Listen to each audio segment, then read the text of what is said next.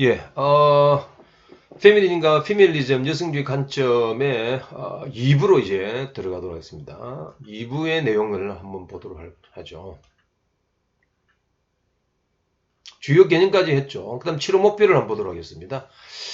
다양성을 이제 존중한다. 여성 존중, 그 다음에 차이에 대한 차별이 아니라 차이, 문화, 다문화 가정에서 보통 이게 논의할 때의 내용들이 다 차별보다는 차이, 디퍼런스를 이야기하잖아요. 디퍼렌시에이션이라고 하는 차별보다는 디퍼런스라는 차이에 관련된 부분을 이해해야 된다. 이것은 다문화 가정에서도 이야기 많이 언급되어 있는 내용이고, 여성 치료할 때도 마찬가지 여성의 차이를 인정해줘야 된다는 이야기죠. 그 다음에 그들 평가하고 평등하고, 그 다음에 사회문화. 평등은 상당히 중요한 개념인데, 특히 남성과 여성에 관련된 부분에 있어서, 남성이 여성을 억압해야 된다. 이런 관점이 아닙니다. 그것은 사회적으로 형성되어져 들어온 것이죠. 저도, 하나님이 남성이냐 여성이냐라고 하는 그 관점에 봤을 때 저는 여성적인 속성을 상당히 많이 가지고 있다. 그 구약에 있는 그 뭡니까 예레미야 선지자를 그 내용을 가만히 읽어보면 예레미야 선지자는 끊임없이 울어요. 계속 그러한 바르지 못한 그 길을 가고 있는 그런 이스라엘 민족을 향해서 계속 운단 말이죠. 그 사람 돌아오기를 위해서. 또 어머니 같은 그런 속성을 많이 가지고 있다는 것이죠. 그런 의미에 있어서 하나님은 남성이다 여성이다 이렇게 말하기 상당히 곤란한 부분이죠. 어머니의 그 심정을 굉장히 많이 가지고 있구나. 예수 그리스도도 마찬가지다. 그런 사랑의 어떤 관점에서 보게 된 그렇다는 이야기죠. 제가 기독교 쪽으로 와서 잘못된 생각 중에 한 개가 고쳐졌는 게 뭔가 하면은 저는 뭡니까 예수가 누구인가? 그래서 이제 예수의 어떤 뭡니까 탄생 그 다음에 부활 다시 재림한다라는 그런 관점에 있어서 복음 전도 이런 쪽에 굉장히 관심이 많이 해서 그 교회의 일에 굉장히 충성을 많이 했습니다. 내 이웃을 내 몸같이 사랑하라. 그런데 관심이 상당히 많이 있었어요. 그런데 어느 한 시점에 제가 결혼하고 난 이후에 어느 한 시점에 어떤 목사님이 설교를 하는데 내 아내를 내 몸같이 사랑하라. 에베소서에 나오는 이야기입니다. 5장에 나오는지 뭐 4장에 나오는지 찾아보세요. 저는 그 글을 읽으면서 깜짝 놀랐습니다. 아니 내 이웃을 내 몸같이 사랑하라 해서 열심히 내가 이웃을 사랑하려고 하는 그런 일을 많이 했었는데 내 아내를 내 몸과 같이 사랑하라? 그걸 읽고서 저는 깜짝 놀랐어요. 그때 이후부터서 내 아내를 내 몸같이 사랑하라. 내 아내를 나와 같이 굉장히 동등한 수준에 놓고 계속 그렇게 삶을 살아오는 겁니다. 예. 그래서 그때 이후로 굉장히 제가 많이 바뀌었어요. 이거 30대인데 내 아내를 내 몸과 같이 사랑하지 않는 자는 안 된다 이렇게 보는 거예요. 예. 유교적인 가치관에 따라서 우리나라의 기독교 자체는 유교의 영향을 많이 받은 기독교인 경우가 상당히 많이 있어요. 그러나 남녀를 특히 아내를 내 몸과 같이 사랑하고 존중하고 기여해야 되는 것이죠. 그것은 기독교 핵심적인 사상인 것을 그때 제가 깨닫고 그 이후부터서 모든 결정은 final decision is up to my wife. 내 아내가 최종 결정을 내리도록 그러는 거예요. 나 생각 이러이러한데 아내에서 당신 생각은 어떻단가. 그래서 이 페미니즘이라는 개념 자체를 저는 그때 이후로 계속 그렇게 생활해 왔기 때문에 같이 협력하여서 서로 상의하고 그다음에 대화하는 가운데서 최종 결정은 될 수 있으면은 아내가 내리도록 아주 중요한 어떤 방향은 모르겠습니다만 그렇게 해서 합력하여서 하는 이해하고 일치하는 그런 형태로 가도록 하는 그런 삶을 저는 오랫동안 살아왔는 것 같아요. 그래서 여성을 굉장히 내 몸처럼 그렇게 존중해야 되지 않느냐. 그런 의미로서 봤을 때 여성주의의 관점에 있어서는 조금 더 부족한 부분이 상당히 많이 있습니다. 그런 의미에서 제가 페미니즘보다는 피밀리즘 쪽으로 이렇게 관심을 많이 가지고 있는 이유 중에 하나인 것이죠. 그 다음에 적응이 아닌 변화. 적응이 아닌 변화라고 했을 때 이 적응이라는 것 자체는 현실 상황에 적응하는 겁니다. 그러나 남성 중심에 억압되고 억눌리는 그런 감정 자체는 치료 잘 안 되는 거죠. 따라서 변화를 해야 되는데 변화를 잘못하게 됐으면 두 가지 현상이 늘어납니다. 현상을 잘 이끌어가든지 아니면은 현상 자체가 완전히 깨어져야든지. 둘 중에 하나인 거예요. 따라서 이 변화를 잘 적응하도록 하는 적응에 잘 드러날 수 있는 그런 변화를 유의한 어떤 치료를 해야 되지 않느냐라는 것이 이제 개인적인 생각인 거죠. 그래서 건강한 저항 어느 정도 필요하죠. 그러나 이것이 과격한 저항이 됐을 때는 가정이 파탄난다. 사회적인 차별 원인 인식을 우리가 해야 될 필요는 있는 것이고, 그 다음 평등주의. 독립적인 힘도 중요하지만 부부간의 관계, 자녀와의 관계, 그 다음에 고부간의 관계, 다양한 힘의 균형도 필요하다. 그 다음에 역량 강화를 위해서는 권력 구조에 의해서 끊임없이 토론해야 되는 거 상당히 중요하다고 보는 겁니다.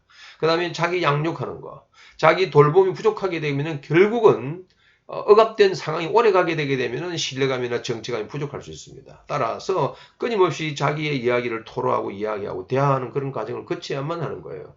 그래서 저는 뭐 다른 사람이 약간 좀 다른 가정하고 약간 다를 수 있는데 끊임없이 대화하는 그런 것을 풀어내는 거죠. 특히 이제 내 아내하고는 같이 이제 드라이브를 자주 합니다. 드라이브 하면서 이제 대화를 많이 하는 거죠. 드라이브 하면서 이제 이런 이야기, 저런 이야기, 뭐 공통의 관심사, 뭐 그래서 어려운 문제라든지 풀지 못할 문제 이런 것들은 다 대화하는 가운데서 풀려지는 것이죠. 따라서 자기 돌봄 시간이 그냥 상당히 중요한 겁니다. 이왕 결혼했다고 한다면은 아내는 남편을 자기 몸처럼 진짜 사랑해야 된다고 하는 거예요. 그래서 자녀들이 아주 건강한 자녀, 사랑을 많이 받는 그런 자녀들이 나온다. 이렇게 보는 겁니다. 자기 돌봄. 그 다음에 아까 얘기했던 적응보다는 변화, 이 변화의 정도, 이것이 상당히 중요하다. 그 다음에 폴샤라고 하는 사람이 치료 과정에 있어서 본다면은 여성주의 치료는 1분부터 7분까지 이런 상황으로 연결될 수 있다. 자기 각성을 해야 된다. 쉽게 말해서 자기의 희망이냐 부모의 희망이냐. 대학생들은 대부분 다 고등학교까지는 부모의 희망이지만 이제 자기 희망으로 정착되는 거잖아요. 그 다음에 자기 각성을 수용해야 된다. 여성의 가치를 수용해야 된다. 여성이 많이 억눌린 가정 같은 경우에 있어서는 그 부분에서 여성이 이제 여성으로서 가치가 있다라고 이제 생각하고 자기 일거리를 이제 찾아 나가는 것. 그래야 해서 경제적인 독립이 상당히 중요한 부분이죠. 그러면서 이제 억압되어 있는 부분이 가정에서나 아니면 사회에서나 그 내용을 알게 됐을 때 분노라는 거죠. 그래서 이 분노 문제를 해결하기 위해서 어찌 되느냐? 독립하기 위해서 위험을 무릅써야만 하는 문제가 생기고, 그 다음에 여성에 대한 사회적 편견 제약, 에 관련된 부분을 인지를 해야 되는 것이고, 그런 말미암아 분노와 수용, 이거 보세요. 분노만 강하게 하게 되면 가정이 깨집니다. 사회가 완전히 뒤틀려 버리는 거예요. 따라서 현재 상황에 있어서 그 부분을 잘 적절하게 수용하도록 하는 것, 그게 상당히 중요한 것이죠. 여성학 강의를 저도 오랫동안 했습니다. 여성학이라는 그 강의의 근본적인 태동 자체는 사회학에서 들어온 거예요. 그 사회학이라는 것 자체는 사회적 불평등 자체에 관련된 부분이잖아요. 사회적 불평등 자체가 어디서 왔는가? 그것을 파헤치는 과목 자체가 사회학인데 그것이 여성학적 관점도 같이 들어오는 것이죠. 따라서 여성학이라는 태동 자체가 사회학에 들어서 나올 수밖에 없는 이제 그런 한계적인 문제가 있는 것이죠. 자신의 잠재력과 제한점을 수용하고 자신과 타인의 그런 수용 증가가 이 여성주의의 상담 치료에 상당히 중요한 내용이다. 이렇게 보시면 되겠습니다. 여성주의 치료사 해야 될 일은 클라이언트와 치료자도 마찬가지 평등한 관계. 프로이트가 이야기하고 있는 일방적인 관계가 아니라 평등 관계다. 협력 관계다. 치료자는 숙련가라기보다는 어떤 문제에 대하여서 원인 자체 또는 어떠한 문제를 해결하기 위한 촉매적인 그런 역할을 하는 자다. 치료자는 자신의 가치를 클라이언트에게 밝히도록 해야 되고 성과 여성의 역할 가치에 대한 명백한 의사소통을 해야 되고 클라이언트가 자기 성장을 스스로 할 수 있도록 평가할 수 있도록 그러한 장을 마련해 줘야 된다. 이렇게 보는 겁니다. 치료 기법 자체는 성역할과 사회 정체감을 이제 분석하고 여성이 억압되어 있느냐 또 여성의 권력 자체를 분석하고 자존감을 향상시키고 독서를 많이 해야 되는 겁니다. 책을 많이 읽고 그 다음에 자기 개방, 여성주의 학습하고 교육하는 거. 그 다음에 억압 방치보다는 이제 남성이 그런 억압을 하는 것을 방치하기보다는 행동이나 환경이나 그것을 통제하는 다양한 기술을 습득하는 것이 상당히 중요한 것이죠. 그래서 여성이 자기 비하하기보다는 낮은 자존감보다는 오히려 긍정자아를 진술하도록 하는 인지행동 방법도 상당히 중요하고 그 다음에 강점을 생각하고 그 다음에 자기 사고, 동기, 행동에 관하여서 주장적인 표현을 하도록 하는 그런 능력을 가지도록 하는 것이 중요하다. 그 다음에 끊임없이 자기를 점검해야 되는 겁니다. 내가 지금 잘하고 있나 못하겠나? 자녀를 위해서는 어떻게 해야 되겠는가? 자기 인생을 위해서는 어떻게 되겠냐. 요즘 TV에 나오는 내용 보면 이혼녀들의 이야기들 많이 나와요. 그 사람들의 이야기를 가만 들어보면은 이혼하면 참 좋겠죠. 그 당시에는. 그러나 이혼하고 난 이혼을 어찌 됩니까? 엄청난 고통 속에 빠질 뿐만 아니라 이혼한 사람들의 그 심리 상태를 한번 헤아려 보세요. 모르긴 몰라도 100이면 100 이혼을 말릴 거예요. 그러나 피치 못할 상황일 때는 이혼을 권유하는 경우도 간혹 있습니다만 될 수 있으면은 그 과정을 잘 유지하도록 하는 것이 상당히 중요합니다. 그럴 때는 자기 자존심을 좀 주게 됩니다. 왜? 결혼이라는 것 자체는 자기만 사는 것이 아니잖아요. 결혼한 순간부터 자기의 반을 포기를 해야 되는 거예요. 나의 생활 방식, 나의 사고 방식, 행동 방식 자체를 반을 상대를 위해서 줘야 되는 겁니다. 그런 희생이 없이 결혼하고 나의 모든 것을 채우기 위해서 결혼한다? 그건 가정이 파탄될 수밖에 없는 거죠. 따라서 사고 자체를 여성 부부라고 하는 것, 결혼하지 않으려면은 자기 나름 마음대로 생활할 수 있는 겁니다. 문제는 결혼했다는 것 자체는 자기의 사고 자체와 행동 반경, 사고 방식 자체를 반으로 줄여야 됩니다. 그래서 나의 중심에 그러한 기둥사를 찾는 것이 아니라 상대를 중심으로 한 기둥사를 찾아야만이 비로소 가정이 편안한 가정이 될 수 있는 겁니다. 개인의 거룩감을 또 해소하기 위해서 집단의 작업을 하는 경우도 있다. 그 다음에 사례를 보게 되게 되면은 보수적인 지역, 특히 경북 지역이 굉장히 보수적이잖아요. 그 중에서 안동 지역에 있는 장남이다. 남편이 한 40세인데 서울에서 자유롭게 성장한 외동딸인 아내 36제가 같이 결혼하여서 직장에서 만나서 결혼했다. 다양한 문제가 발생되겠죠. 부모를 누가 이제 모셔야 되느냐? 부모와 동거를 어떻게 해야 되느냐? 분명히 문제 생깁니다. 자녀 양육 문제도 마찬가지. 자녀 양육하게 될 때 최종적인 결정은 누가 하느냐? 아내가 아니라 남편이 하느냐? 아니면 할아버지 할머니가 하느냐? 남편은 무엇이 속에 남아있는 남아선언사상 이 문제를 어떻게 해소할 것이냐? 재산 문제를 어떻게 할 것이냐? 사회생활을 잘 못하는 이제 여성 같은 경우는 스트레스를 어떻게 해소할 것이냐? 그런 말미암은 소외감은 어떻게 할 것이고 남편의 희생 요구에 대하여서 어떻게 대응하게 될 것이냐. 성취욕에 관하여서 아내도 어떻게 할 것이냐. 삶의 의욕이 약화되어지고 무기력하게 되어지는 근본적인 원인 자체는 결혼을 하게 되었을 때 이런 것을 고려하고 결혼해야 되는 것 자체는 결국 자신의 선택의 책임이 중요한 것 아니냐 이렇게 보는 것이고 상담 치료라고 할 때에 비로소 이런 문제를 터치해 줘야 된다 이렇게 보는 겁니다. 결국은 여성주의를 계속 강화시켜서 이렇게 치료를 하게 되어지면 두 가지 현상이 드러날 수밖에 없습니다. 하나는 가정을 완전히 깨고 내 자신을 위해서 이렇게 삶을 살아가는 그런 상황이 되든지 아니면 조화로운 상태에서 그 문제를